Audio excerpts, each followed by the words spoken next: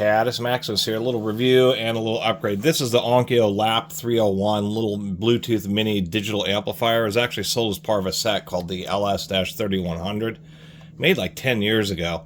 Found this at a garage sale for $2. It was just this unit by itself, didn't have the speakers. It has a subwoofer that is a wireless kind of proprietary subwoofer, but takes 24 volts input. Rated at 20 watts a channel, even though the bottom of it says 17 watts. Not exactly sure about that. This is like the Onkyo's early foray into the digital amplifier. There have been a bunch of these little tiny amplifiers known as Class T, and they actually sound pretty decent. They're really power efficient. So this is Onkyo's like little little head unit for the little 2.1 system for kind of hooking up to TVs. Digging around, I found a massively overkill 24 volt power supply. This is like a 100 watt power supply. So it supplies this with all the juice it could possibly use. Sounds pretty clean. I'm actually really surprised. And as far as just like a Bluetooth amplifier, you know, basic volume buttons, power, and then a pairing button. On the back, it is compatible with TVs. You can see it has both an optical and coaxial digital inputs, which is kind of neat. So you can actually just, plus an analog input, 1/8" stereo jack. So you can just use this with, you know, your phone or the MP3 players or whatever. But I liked it because I have a couple little extra small speakers and thought this would be an interesting way, because it's like a Bluetooth amplifier, but you're not stuck like with a Bluetooth stereo with its cheesy integrated speakers. You can connect whatever you want to it, and it actually goes plenty loud and sounds pretty good. And there's not a whole lot else to say about it besides you can, some of these I've seen for like $20 on eBay, and I think it's overall pretty worth it for that price. Something's rattling around inside it, but I was noticing it was still getting kind of warm while I was driving it, you know, pretty hard. So I figured, I did find a photo of somebody who had taken one of these apart on a message board forums, excuse me. So I'm going to try to, you know, just do a little basic job of adding a little heatsink to the little power transistors here inside this little unit.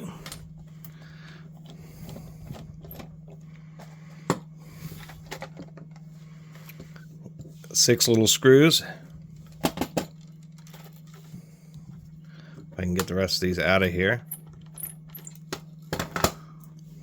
so I don't lose them. There we go. And it just pops open pretty easily, although I see. So the rattling is, well, first thing is first, it really does just fall apart. The rattling is just the looseness of the buttons, which I, of course, now have butchered and will have to put back into the correct place. Not super complicated, although it appears that this one did have a remote control, because we do have, oddly enough, 2 infrared receivers, I guess, to be able to see either coming from the top or the front. One thing I was noticing is there's a little relay that must be an output relay or something, but that's actually what's making the rattling, oddly enough. Couple different chips on here. There's this Avnero chip, and they have this Cirrus Logic chip, so not exactly sure why it has 2 chips on there. And that's the Bluetooth module, and the wireless adapter is actually in the top, and then it attaches via here. Although it appears that they had originally kind of intended for it to just sit on this board.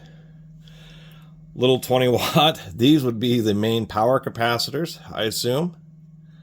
And then these are going to be the power transistors and some little inductors.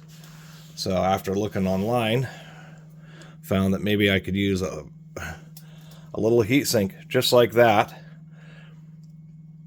And it'll still be in an enclosed case. It's just that a heatsink like this will, instead of the heat just being concentrated right into the chips and not really being able to go anywhere, they're kind of dissipating. They have this area with all these through holes, so they're actually using the circuit board as a heatsink. but I figured something like this would work out just a little bit better. Now, as far as how I'm going to attach it, I'm not going to use glue or anything. I'm actually glad this heatsink, there's enough space to use it. I figured I have some random thermal pads from something I took apart, and actually, on a side note here, I was noticing at the top of this is ABS, cheaper lower grade plastic that can crack apart pretty easily. But oddly enough, the bottom is polycarbonate. I wonder why they chose to do it like that. So figure I'm going to do this the simple way. Just use some thermal pads, just set the heatsink just simply right on top of them, just like so. And then, judging by the height, I'll figure out something, a couple springs or something to put on top just to keep pressure on it, and then set this whole contraption into the case. Well, now I've got a little bit more figured out. With the heatsink just on top, it's just about flush with the top of this. But I'm going to have the thickness of the thermal pads. The difference will be this little shelf here. That's the height difference I need to make up.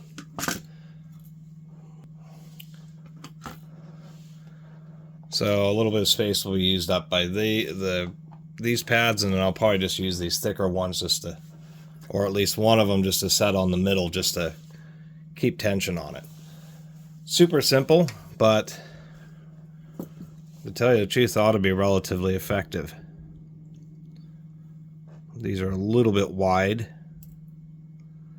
These little thermal gummy pads are kind of interesting.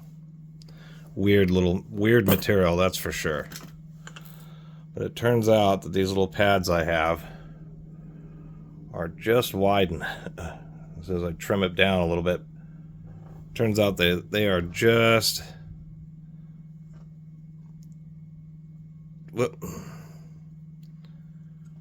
wide enough to actually fit on there. I trimmed that one a little bit poorly. Maybe I'll trim this one a little bit better, but I doubt it.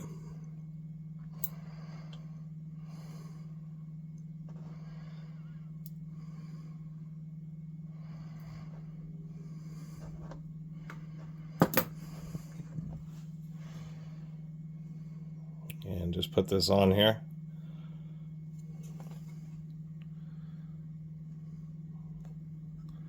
Get it to centers as much as possible.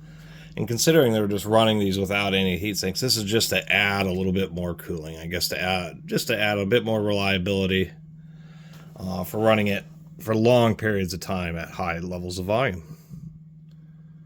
Then we take our little heat sink and kind of just squish it on top.